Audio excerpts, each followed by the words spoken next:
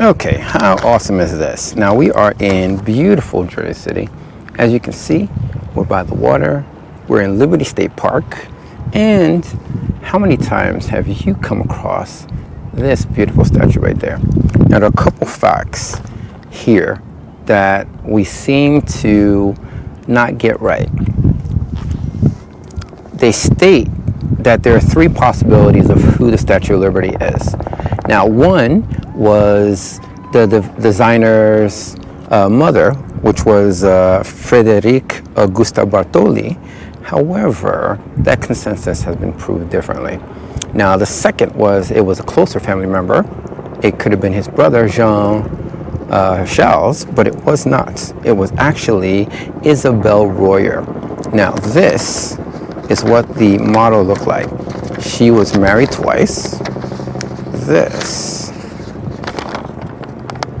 is Isabelle Royer. She was 36 years old when he commissioned and got her to model for the Statue of Liberty. Now, a couple fun facts here. The reason how he got the idea to make this sculpture so immense was he went to Egypt and got enthralled with the Egyptian pyramids and the Sphinx. And he came back and wanted to build a big sculpture.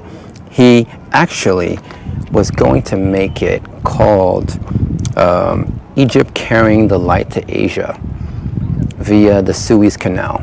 Now, this here actually was modeled after an Egyptian peasant, but he ran out of money when he came to make it.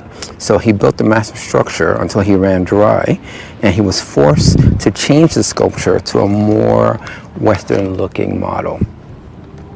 Now, the statue is thought to be a gift from France to America, but that also is incorrect. It was crowdfunded by Edward Labouré. He was encouraged the French to supply money for Bartoli's work. And at the same time, the United States worked on the base of the structure. Now, the pedestal there was put together. Now, the first part of the statue that was completed was actually the arm with the torch. Now, this was placed in Madison Square Garden so that people would donate to the statue. And that worked for a while, but then it stopped having people donate. So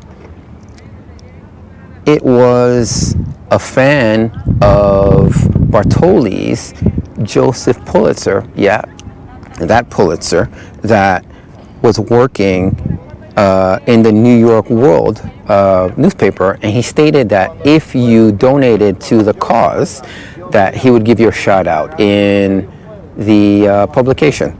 And that raised over $120,000 to finish the statue. Now, the statue on the pedestal back in 1841 cost about $500,000 for the statue and the base. Now today that would be worth over $10 million.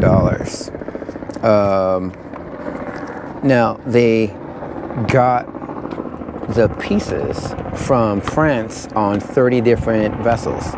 Now when the statue came out, it was in bronze. So what you're looking at here is the oxidation process that took over 30 years for it to turn green. Now, the oxidation of copper is called patina. When it was brought together, it was copper over iron frame, and it took over 30 years for it to completely turn lime green. Now, the size and scope of the statue were aided none other than Gustav Eiffel, who designed the Eiffel Tower. Yeah, that guy. Now, from the base to the top is 305 feet. So that's a big ass statue. Now, when they were rebuilding it in 1982, some of the members that were looking noticed that the top portion of the statue shifted about 2 feet. And when they were redoing it, they put it back in there. Now, if you take a look, the base of the statue actually is made to sway about 3 inches, and the torch, the arm, is actually made to sway about 5 inches. So she actually got married twice. So the first person she married was a materialist, and he designed sewing machines.